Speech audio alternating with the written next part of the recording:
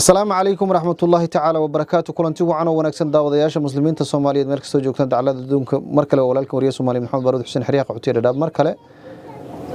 waxaan la joognaa qoys Soomaaliyeed oo dhibaato adduuntii ugu darneed ka muuqato reer macaluul gaajo gurilaan goolaan iyo dhibaato adduuntii ugu darneed ka muuqato intaan ay u dheertay xanuun raagay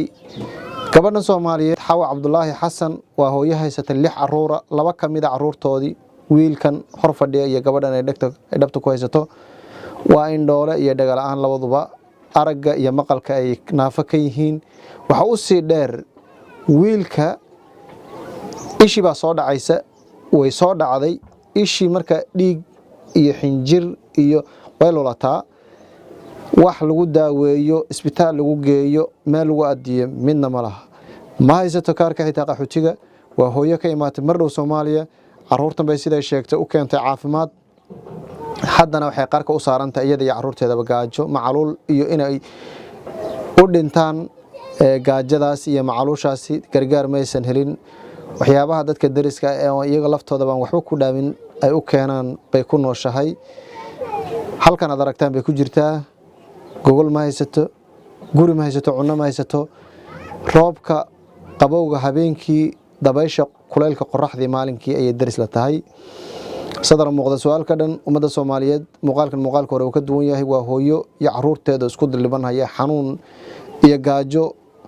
iyo sidoo kale to arxan la'aan oo cid u adeegay iyo cid ceel u qodan iyo cid u maqan midna ma jirto muslimiinta Soomaaliyeed hooyadan Soomaaliyeed wallahi baan ku dhaartay idin kama xigo ma aqaano maanta igu horeysa sawirkeeda la ii soo diray cunuga sawirkiisa waan ka qiirooday sidaas baan ugu imaaday waa xilli roobaad daadadka socda iyo roobabka mahiigaanka ee da'ahaya bay maalin iyo habeenba dhex taagan yihiin musqul ma haystaan markii aan gurigan hadda aan meeshan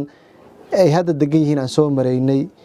xitaa baabuurku uu mari waayo waan soo lugaynay dhiiqada iyo biyaha waa soo socon weynay marka waxay ku jiraan go'doon cidna aysan ka warqabin umada Soomaaliyeed Ilaahay subxaanahu wa ta'aala wax uu siiyo cunno daawo iyo sidoo kale caafimaad ugu weynin isaga gacantiisu fisantahay isaga qafuur raxiima